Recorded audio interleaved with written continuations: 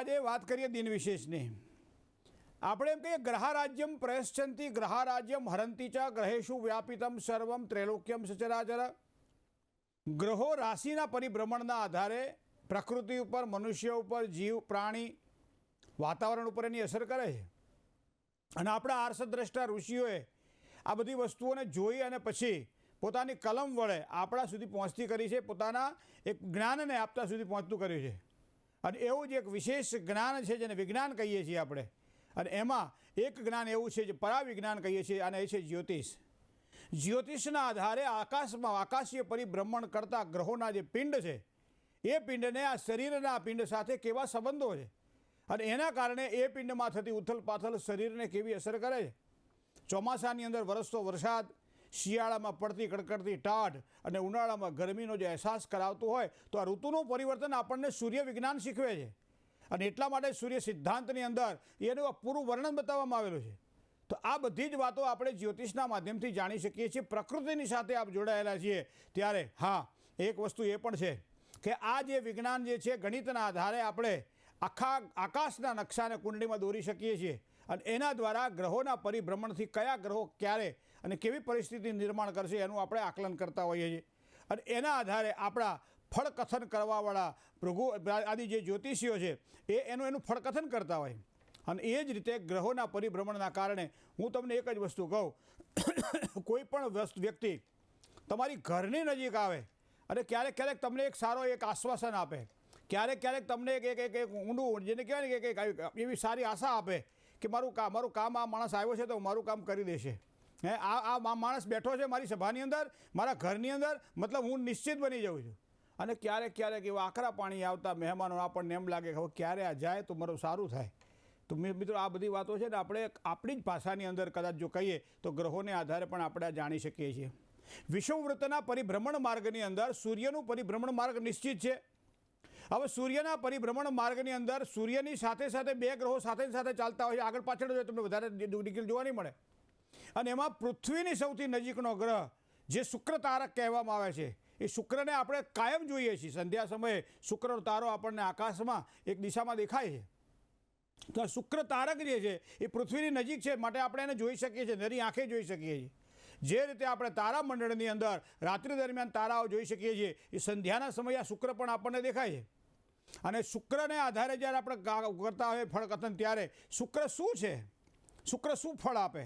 તમારી ચહેરા ઉપર એક ચમક દેખાય ને તો સમજી લો એ શુક્ર છે.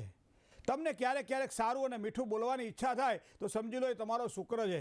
5-25 માણસોની વચ્ચે બેઠા હોઈએ, ક્યારે મૌન રહેવું, ક્યારે બોલવું, ક્યારે ન બોલવું. અતિ ભલોના બોલનો, અતિ ભલોના ચૂપ, અતિ ભલોના બરસનો અને અતિ ભલોના ધૂપા જ્યારે શીખવે ત્યારે માની લેવાનું શુક્ર બળવાન છે કુંડળીમાં. માનસિક શાંતિની સાથે સાથે તમારા દ્વારા થયેલો શ્રમ એ પરિશ્રમ તમને ઉગી નીકળે અને એવા સમયે સામેનાનું પણ કલ્યાણ કરે, તમારું પણ કલ્યાણ કરે તો એ પણ આ સુખ તમને શુક્ર આપે છે. તો એનો મતલબ એવો થાય કે સુખનો કારક એ શુક્ર છે. કારકત્વ ભોગવે છે સુખનું. ચોથા સ્થાનની અંદર સુખસ્થાન માનવામાં આવે અને સુખનો કારકત્વ જે છે એ શુક્ર આપણે માનીએ છીએ. અને સાથે સાથે તમને કહું કે જે કોઈ આ સુંદરતા પૃથ્વી ઉપર છે ને એ બધા શુક્રને આધીન છે. અને કદાચ એટલે જ અંગ્રેજીમાં એનું નામ વિનસ પડ્યું છે. બરાબર. તો આ શુક્ર એ સૌંદર્યનો કારક છે. તો આપણે ટાગોર કહેતા કે સૌંદર્ય પામવા માટે સુંદર બનવું પડે. તો આ સુંદર શરીરની ચામડીથી સુંદરતાની વાત નથી કરવી મિત્રો, આ સુંદરતાની વાત કરવી છે, આત્મીયતાની સુંદરતાની વાત કરવી છે. અને એવા સમયે તમારી આંખની અંદર એમ કહેવાય છે કે જો અમી હોય, તમારી આંખની અંદર એક પ્રેમ હોય, તમારી આંખની અંદર એક લાગણી હોય તો એ બધા જ શુક્રના પ્રભાવની નીચે આવે છે. તો આ શુક્રની આપણે વાત કરવી છે આજે મિત્રો. બીજું તમને કહું, પ્રેમ ન બાળી નીપજે પ્રેમના હાટ ભીકાય. આ પ્રેમ જે શબ્દ છે ને એ શુક્રના કારણે આવે છે. કારણ કે શુક્ર કાવ્ય, શુક્ર રેતા, શુક્લાંબર ધર સુધી. શુક્ર કાવ્ય છે. શુક્ર મારો તમારો એક નવો જે અંકુરિત થતો એક અંદરથી એક આહલાદક પ્રેમ છે. ઈશ્વર પ્રત્યેની ભક્તિ હોય, માતા પિતા પ્રત્યેનું આશ્વાસન હોય, માતા પિતાના આશીર્વાદ હોય, નાના ભાઈ ભાંડુરોનો એક સારો એક હૂંફ હોય, તમારો વડીલપણો જે ભોગવતા હોય ત્યારે તમે દરેક વ્યક્તિને સાચવી શકો છો. આવી એક અમીમય વૃત્તિ હોય તો એ શુક્ર પ્રદાન કરે છે. તો આ શુક્રની વાત આજે કરવી છે આપણે. સાથે સાથે તમને કહું કે આ જગતની અંદર જેટલા ભૌતિક સુખ છે, જેટલી ભૌતિક સુવિધાઓ છે એ બધી શુક્રના આધારે છે. તમને કહું કે ગાડી ગમે એટલી સારી હોય, ગમે એટલી સારી ગાડી હોય, આપણે કંઈક ભાઈ એની અંદર લોખંડ આવે તો કે શનિ આવે, એની અંદર પેટ્રોલ ગેસ આવે તો કે મંગળ આવે, બધાય આવે, પણ શુક્ર મતલબ ચાલક. જો ચાલક ડ્રાઈવર બરાબર ના હોય તો આખી ગાડીનું કોઈ મહત્વ ખરું? એમને એમ આમ મૂકી રાખવાની થાય, ચાંદલા કરી પગે લાગવાનું થાય દરરોજ. પણ ડ્રાઈવર જો સારો હોય તો ગાડીને સારી રીતે ચલાવી શકે છે. આ ડ્રાઈવરનું કામ જે છે એ શુક્ર કરે છે. એનો મતલબ કે ભૌતિકતા તો જીવનમાં ભગવાને આપી છે, પ્રારબ્ધના આધારે આપણે એને ભોગવીએ છીએ. પણ એ અતિરેક જ્યારે થતો હોય ત્યારે તમે વધારે ખાંડ ખાવ એટલે ડાયાબિટીસ થાય, સ્વાભાવિક છે. વધારે પડતું તમે ચાલો એટલે પગના તમારા જે કહેવાય એ ઘસાય, ઢાંકણીઓ ઘસાય, સ્વાભાવિક છે. તો આવા સમયે એમ કે અતિને જે અતિરેક જે છે એને જે દબાવી દે એ આ શુક્ર છે. તો શુક્ર તો કુંડળીમાં કેટલો ભૌતિકતાનો કારક ગ્રહ શુક્ર જ્યારે માનવામાં આવે ત્યારે સમગ્ર સૃષ્ટિના જે ભૌતિક સુખો છે એ શુક્ર દ્વારા પ્રદાન થાય છે. બીજું તમને કહું, સર્વસંપન્નતા બધી જ રીતે આધિ વ્યાધિ અને ઉપાધિમાંથી મુક્ત થાય. આધિ ભૌતિક, આધિ દૈવિક અને આધ્યાત્મિક સંપદા જ્યારે પ્રાપ્ત થાય ત્યારે સમજી લેવાનું આ શુક્રનું કારક છે. સાથે સાથે તમને કહું કે આ શુક્ર છે ને 2 રાશિમાં ઉચ્ચનો બને છે. એક તો વૃષભ રાશિમાં ઉચ્ચનો બને, પોતાની રાશિનો બને છે, અને તુલા રાશિનો પોતાની રાશિનો બને છે. તો તુલા અને વૃષભ રાશિ એ શુક્રની પોતાની રાશિ છે, એટલે બીજી અને 7મી રાશિ રાશિ મંડળમાં માનવામાં આવે.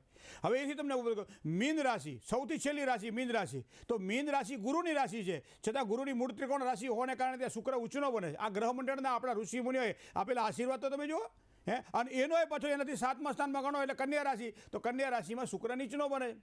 અને આ જ સૂર્ય આજે બપોરે 12 કલાકને 5 મિનિટે આ સૂર્ય મકર રાશિમાં પરિભ્રમણ કરશે. તો આપણે કહીએ મકર રાશિમાં જ્યારે સૂર્ય પરિભ્રમણ કરે, મતલબ મકર રાશિ તો શનિની રાશિ છે. મકર રાશિ તો એ દેવતાઓની રાશિ છે, કારણ કે શનિની રાશિ હોવાના કારણે અહીંયા આધિપત્ય આવે છે, અનુશાસન આવે છે, ન્યાય આવે છે. તો આમાં શુક્ર એટલે સૌંદર્ય. તો આ શુક્ર અને આ શનિનું આ મેળાપીપણું કોને કેવા પરિણામો બીજું તમને કહું, શુક્ર છે ને એ 28 તારીખ સુધી જ રહેશે. પછી શુક્રનું બહુ રાશિ પરિભ્રમણ નથી, શુક્ર સૂર્યથી હાવ નજીક જ ચાલતો હોય. તો 28 દિવસના રાશિ પરિભ્રમણની અંદર આજથી શરૂ કરો એટલે 2 તારીખથી શરૂ કરી અને 28 તારીખ સુધી આ શુક્ર એ રહેશે તમારે મકર રાશિની અંદર. બીજું તમને કહું, શુક્ર એ સામાન્ય રીતે રાશિમંડળનો બીજો ગ્રહ, સૌથી પૃથ્વીનો નજીકનો ગ્રહ, બરાબર. બીજું આમ પૃથ્વીનો આ જે વ્યાસ છે એના કરતાં શુક્રનો વ્યાસ થોડો નાનો છે, પણ ત્યાં મનુષ્ય જીવન નથી. એક વસ્તુ તમને કહું, આ એક પૌલિક ભાગ પડે કે ખગોળીય દ્રષ્ટિએ જોવા જઈએ તો, બરાબર. બીજું તમને જુઓ કે સૂર્ય, શુક્ર, ચંદ્ર, મંગળ, રાહુ, ગુરુ, શનિ, બુધ અને કેતુ આ પ્રમાણે ક્રમ આવે છે. અને એમાં પણ સૂર્યથી નજીકમાં શુક્ર છે. તો એ શુક્ર સૂર્ય એટલે પૃથ્વી એટલે ચંદ્ર, આ બધું સાથે તમને જોડતું જોવા મળશે. અને એટલા માટે શુક્રના પ્રભાવને આપણે અધિક રીતે જોવો પડે છે. સુગંધી દ્રવ્યો જ્યારે પણ એમ કહેવાય છે કે શુક્ર નબળો બનતો હોય ત્યારે આવા વ્યક્તિઓ મોટાભાગે સુગંધી દ્રવ્યોનો ઉપયોગ કરતા હોય. અથવા તો માનો શુક્ર તમારો પાવરફુલ હોય તો કોઈ પણ અત્તર તમને ગમે, કોઈ પણ પુષ્પ તમને ગમે, કોઈ સારી વસ્તુ તમને ગમે. શરીરની અંદર અમુક વધારે પડતા જે સ્પ્રે છાંટી નીકળતા હોય ને એટલે સમજી લેવાના શુક્ર પ્રધાન છે. કોઈ પણ નેતા અભિનેતા હોય ત્યારે પણ સમજી લેવાના શુક્રના પ્રભાવની અંદર આવે છે. કોઈ મીડિયા ક્ષેત્ર સાથે સંકળાયેલા હોય, કોઈ કલા ક્ષેત્ર સાથે સંકળાયેલા હોય ત્યારે સમજી લેવાનું આની કુંડળીમાં શુક્ર બળવાન હશે. કોઈ પણ વ્યક્તિ જેને કહેવાય ને બાહ્ય આકર્ષણ જેને કહી શકાય, બાહ્ય દેખાવ જેનો કહી શકાય, હંમેશા જો આવા લોકો મોટા ભાગે સફેદ કપડાં પહેરતા તમને વધારે જોવા મળે, કારણ કે એ સફેદ વસ્તુ ઉપર શુક્રનો પ્રભાવ છે. ડાયમંડ પહેરવાનો, હીરો પહેરવાનો હાથની અંદર જેને શોખ હોય એટલે સમજી લેવાનું શુક્ર પ્રભાવી હોય તો જે વ્યક્તિને ડાયમંડ ગમે. અને એટલા માટે કદાચ મને લાગે છે લગ્ન વખતે દાંપત્ય જીવનને સારું એક પાંગરે. અને એટલા માટે પતિ પત્ની જ્યારે આમ વીંટી પહેરાવે ને હાથની, તો જમણા હાથની ત્રીજી આંગળીમાં વીંટી પહેરાવે છે, મતલબ સૂર્યની આંગળીમાં વીંટી પહેરાવે છે. અને વીંટી સામાન્ય બીજા કોઈ રત્ન નથી હતી, ડાયમંડની હોય છે. તો હીરાની વીંટી પહેરવાનું મૂળ કારણ પણ આ હોઈ શકે કે પતિ અને પત્નીનો પ્રેમ હવે પાંગરે અને સારી રીતે દાંપત્ય જીવનની સારી સુખાકારીની પ્રાપ્ત થાય. કારણ કે હીરો છે ને એ શુક્રનો કારક ગ્રહ માનવામાં આવે. અને એટલા માટે શુક્ર જેની કુંડળીમાં નબળો હોય એને ડાયમંડ પહેરાવવાનું જ્યોતિષીઓ સૂચવતા હોય છે. તો આ શુક્રની વાત કરીએ તો આમ તો સામાન્ય રીતે રાશિ મંડળમાં વાત કરીએ ને તો મિથુન, સિંહ અને કુંભ રાશિ સિવાય બધી રાશિઓને આ શુક્ર સારા પરિણામ આપશે. મિથુન રાશિવાળાને સારા પરિણામ કદાચ ઓછા મળે, સિંહ રાશિવાળાને પરિણામ કદાચ સારા આ શુક્ર ઓછા આપે, અથવા તો કુંભ રાશિવાળા જાતકોને પણ થોડું સાચવીને કામકાજ કરવાનું રહે. પણ શુક્ર હંમેશા સારી રીતે આપણને સફળતા અપાવે. કારણ તમને કહું કે મેષ રાશિમાં છે ને 10મા સ્થાનમાં શુક્ર પરિભ્રમણ કરે, મતલબ એની આવકમાં વધારો કરે, સંપત્તિમાં વધારો કરે, સાથે સાથે ઉચ્ચ અધિકારીઓ વર્ગ હોય એના દ્વારા લાભ, માતા પિતાના એના આશીર્વાદ મળે, જમીન જાયદાદને લગતા કામકાજ હોય તો એનો ફાયદો થાય. તો આ બધી જ વસ્તુ કરે. હવે આ શુક્ર જ્યારે વૃષભ રાશિવાળા જાતકો માટે એમ કહેવાય છે કે એક ભાગ્યોદયની નવી તકો આપે, ભાગ્યની સાથે જોડાય અને એના કારણે એને સારી સફળતા મળે. મિથુન રાશિવાળા જાતકોને ખાસ ધ્યાનમાં રાખવાનું છે, કોઈ પણ વ્યક્તિના ષડયંત્રનો ભોગ ના બનવો. આ વસ્તુ ધ્યાનમાં રાખશો તો ખૂબ જ સારી સફળતા મળે. બીજું, આ શુક્ર સ્વાસ્થ્ય ઉપર પણ થોડી અસર કરશે. શિયાળાની ઋતુ છે, શરદીજન્ય પીડાથી બચવા માટે આ શુક્ર સાવધાન કરે છે આપણને કે સાચવીને કામકાજ કરજો. કોર્ટ કચેરીને લગતા કોઈ પણ પ્રકારના કામકાજ હોય તો મિથુન રાશિવાળા જાતકોએ સાચવીને આ 28 તારીખ સુધી કામકાજ કરવાનું રહેશે. કર્ક રાશિવાળાને તો પતિ પત્નીનો પ્રેમ વધે એવો વિચાર કરો, તો ના હોય તો કદાચ કંઈક એવો સારો પ્રયત્ન કરો કે શુક્ર આપણા માટે આશીર્વાદ બને. કામકાજમાં, વેપારમાં, બધી જગ્યાએ સારો લાભ કર્ક રાશિના જાતકોને થાય. નવા કોઈ કામકાજ કરવાના હોય, દસ્તાવેજીય કામકાજ કરવાના હોય તો પાછો આ શુક્ર આપણને સારી સફળતા પ્રદાન કરે છે. સાથે સાથે કર્ક રાશિ પછી સિંહ રાશિ, તો સિંહ રાશિવાળા જાતકોએ થોડું સાચવવાનું રહેશે, કારણ કે વાદ વિવાદવાળા કામકાજમાં કદાચ આ શુક્ર આપણને નુકસાન કરાવી શકે છે. સાથે સાથે શત્રુઓ દ્વારા થોડી પરેશાની આપી શકે છે. એ ઉપરાંત જોઈએ તો યાત્રા પ્રવાસ કદાચ કરવાના હોય તો એમાં પણ થોડીક સાવધાની આ શુક્ર રાખવાનું આપણને સૂચવી રહ્યો છે. તો શુક્ર કેમ કહે છે થોડુંક સાચવું, ધીરે બાપુડિયા, આ 28 દિવસનો ગાળો છે, થોડુંક સાચવીને કામકાજ કરો. કન્યા રાશિના જાતકોને પાછું સંતાનનું સારું સુખ મળે. તો વિચાર કરો લો, સંતાનની કોઈ પણ પ્રકારની પીડા હોય, સંતાનને ભણાવવાના હોય, સંતાનને પરણાવવાના હોય, સંતાનને ધ્યાન રાખીને કામકાજ કરો, આ બધે શુક્ર દરેક સારી પીડા. સાથે સાથે તો પરિવારનો એક સારો મનમેળ આ શુક્ર આ વર્ષ કોઈ કન્યા અણબનાવરી હોય, આ હોય તે હોય, તો આ શુક્ર મને લાગે છે ત્યાં સુધી કન્યા રાશિવાળા જાતકો માટે ભરપૂર એક આનંદ લઈને આવી રહ્યો છે. વિદ્યાર્થીઓ માટે તો ખૂબ સારો છે વિદ્યા પ્રાપ્તિ માટે, કારણ કે મોટાભાગે રમતિયાળ વિદ્યાર્થીઓ આ સમય દરમિયાન સારી વિદ્યા પ્રાપ્તિ માટે પ્રયત્ન કરે ને તો અભ્યાસમાં ખૂબ જ એને સારી સફળતા મળે. તુલા રાશિવાળાને જમીન જાયદાદને લગતા કોઈ પણ પ્રકારના કામકાજ હોય તો આ શુક્ર લાભ કરાવડાવે. પ્રોપર્ટીમાં કોઈ રોકાણ કરવાનું હોય, સારા કોઈ સમાચાર મળે આ સમય દરમિયાન, કારણ કે શુક્ર તો સારા સમાચાર આપે છે. બીજી આ બધી વસ્તુઓ ધ્યાનમાં રાખી પ્રોપર્ટીને લગતા કોઈ પણ સારા પ્રકારના રોકાણ પણ આ શુક્ર લાભ કરાવડાવે. વૃશ્ચિક રાશિને તમે જોજો કે આ શુક્ર છે ને કોઈ પણ કામ હાથમાં લે એને સારામાં સારી સફળતા અપાવે, કારણ કે શુક્ર ખૂબ જ સારો પરિણામ વૃશ્ચિક રાશિના જાતકોને આ સમય દરમિયાન આપશે. અને બીજું, આવકની અંદર આપણે ઈચ્છતા હોય કે આ મળે તો સારું, એના કરતાં ભગવાન ડબલ આપી દે. કામ એમ કરે કે આ 2 મહિનામાં કામ થઈ જાય સારું, ભગવાન તરત કામ કરી આપે. તો એનો મતલબ એવો થાય કે આ રાશિમાં પરિભ્રમણ કરતો શુક્ર આ રાશિવાળા જાતકો માટે સારું છે. અને છે વૃશ્ચિક રાશિ. ધન રાશિવાળા જાતકોને જો વાત કરવામાં આવે તો ધન રાશિવાળા જાતકોને કોઈ સારા માંગલિક પ્રસંગો ઘરમાં ઉજવાય અથવા તો કોઈ સારો ખર્ચો થાય, આર્થિક સ્થિતિમાં સુધારો દેખાય. જે કોઈ રોકાણ કરેલું હોય, કોઈ પૈસા રોકાઈ આપેલા હોય, ઉછીના આપેલા હોય, ઉધાર આપેલા હોય, કોઈ જગ્યામાં રોકાણ કરેલું હોય, કોઈ ધંધામાં રોકાણ કરેલું હોય, તો એમ કહેવાય છે કે ઝડપથી આ સમય દરમિયાન આ પૈસા પાછા મળે, કાં તો શુક્રનું બળ છે. અને મકર રાશિવાળા જાતકોને પણ કામકાજમાં, ભૌતિક સફળતામાં, આ બધી બાબતોમાં સારો લાભ કરાવડાવે. સરસ સમય પસાર થાય, મતલબ કે આ ગ્રહો આ પ્રમાણે સારા પરિણામો આપશે. કુંભ રાશિવાળા જાતકોને જો વાત કરવામાં આવે તો કદાચ થોડો ખર્ચો આ સમય દરમિયાન વધશે. 2 તારીખથી 28 દરમિયાન ખર્ચની બાબતમાં સંભાળીને કામકાજ કરવાનું રહેશે. હા, કોઈ નવા લોકો સાથે કોઈ મેળાપ થાય અને એના કારણે ધંધાની અંદર અથવા પરિવારમાં કોઈ બરકત આવે એવા યોગ પણ અહીંયા દેખાય છે કુંભ રાશિવાળા જાતકોને શુક્રના પરિભ્રમણથી. સાથે સાથે બને ત્યાં સુધી શુક્રના વ્યક્તિઓએ કુંભ રાશિવાળા જાતકોએ ખાસ ધ્યાનમાં રાખવી. ઘણી વખત આપણે શું કરીએ, પોતાની જે બધી વાતો કોકને કહી દેતા હોઈએ.